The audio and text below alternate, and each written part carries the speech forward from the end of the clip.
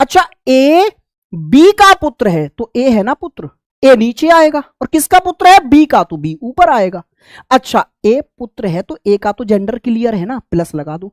अच्छा बी का जेंडर नहीं पता सर, ये इसकी मां है या पिता ये नहीं पता, बी का जेंडर नहीं पता, इसलिए मैंने कोई सिंबल नहीं लगाया। जिसका जेंडर क्लियर है बस उसका बताऊंगा। अच्छा अगला जो सिंबल है वो है बराबर का, और ये दो रिश्ते दर्शाने में काम आता है, भाई और बहन के रिश्ते। ब्रदर और सिस्टर का रिश्ता दर्शाना हो तो हम बराबर का सिंबल यूज करेंगे। कैसा सिंबल, बराबर का। आइए जैसे एग्जाम्पल पर आ जाओ, ए बी का भाई है, भाई का रिश्ता दर्शाना है ना, तो बराबर का सिंबल ले आओ। ए बी का भाई है तो एक तरफ ए लिखो एक तरफ बी लिख दो, और ए भाई है तो ए पुरुष है, प्लस लगा दो। अच्छा बी का जेंडर नहीं पता, बी पुरुष है या महिला, बी इसका भाई है या बहन ये नहीं पता, तो हमने इसका जेंडर भी क्लियर नहीं किया। आगे देखो ए और बी बहने हैं, बहने हैं यानी बहन का रिश्ता दर्शाना है तो बराबर लाओ, एक तरफ ए लिखो एक तरफ बी, और दोनों बहने हैं यानी दोनों पर माइनस लगा दो। डन है। एक सिंबल और बचा जो कि बोथ साइड एरो, ये वाला सिंबल है, और ये दो रिश्ते दर्शाता है, पति और पत्नी का रिश्ता, हस्बैंड और वाइफ का रिश्ता। एग्जाम्पल ए बी का पति है, पति का रिश्ता दर्शाना है तो ये बोथ साइड एरो वाला सिंबल लगाओ, एक तरफ ए लिखो एक तरफ बी। अच्छा यहां पर ए कौन है जी, ए बी का पति है, ए पुरुष है तो बी उसकी पत्नी होगी। एकमात्र रिश्ता है दुनिया का ये जिसमें एक का जेंडर क्लियर होने पर दूसरे का अपने आप हो जाता है, पति पत्नी यानी महिला और पुरुष का जोड़ा। क्लियर है, बात डन है। अब आपने देखो ये सब कुछ समझ लिया, 5 सिंबल में सब दर्शाना सीख लिया।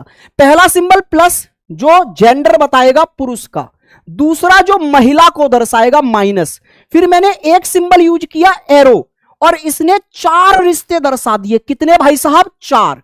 मदर और फादर आ गए इसके ऊपर, सन और डॉटर आ गए नीचे। फिर मैंने एक चौथा सिंबल यूज किया बराबर का, ये कब यूज किया, भाई और बहन, ब्रदर और सिस्टर को दर्शाने के लिए। और 5वां सिंबल ये बोथ साइड एरो, ये मैं हस्बैंड और वाइफ के लिए यूज कर रहा हूं। डन है। अब बस एक बेसिक सी बात और समझ लो, ये तो सब दर्शा लेंगे सर हम, अब जनरेशन गैप और समझ लो। इसमें कौन सी जनरेशन ऊपर कौन सी जनरेशन नीचे, इंग्लिश में देख के डरना नहीं है। अरे भाई बहन के रिश्ते तो है, नहीं तो हम इंग्लिश में सब समझते हैं।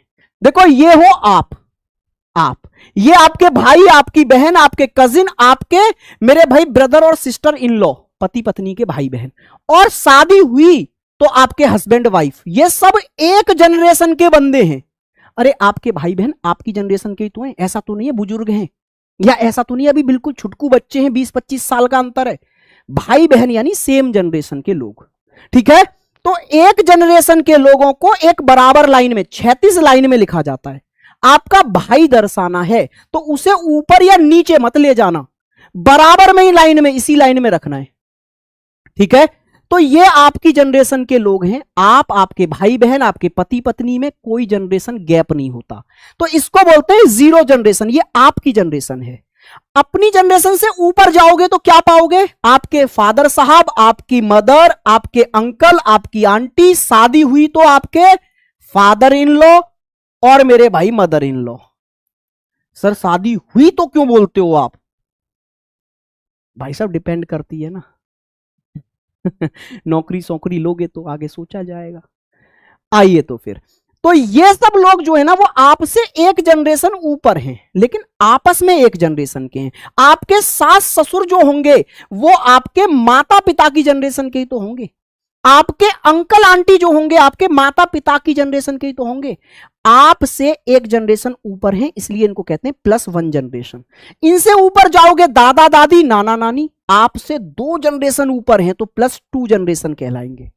अब अपनी जनरेशन से नीचे नजर डालो, आपकी जनरेशन के नीचे आपके बेटा बेटी, भतीजी भतीजी, भांजे भांजी, ये लोग आपसे एक जनरेशन नीचे हैं, यानी -1 जनरेशन है ये। अच्छा इनसे और नीचे चले जाओगे इनके बच्चों पर, यानी अपने नाती पोतों पर, तो ये आपसे 2 जनरेशन नीचे होंगे, -2 कहलाएंगे।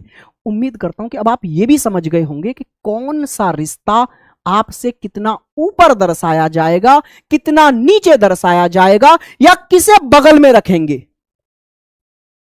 सर आप बच्चों को डरा रहे हो, कैसे?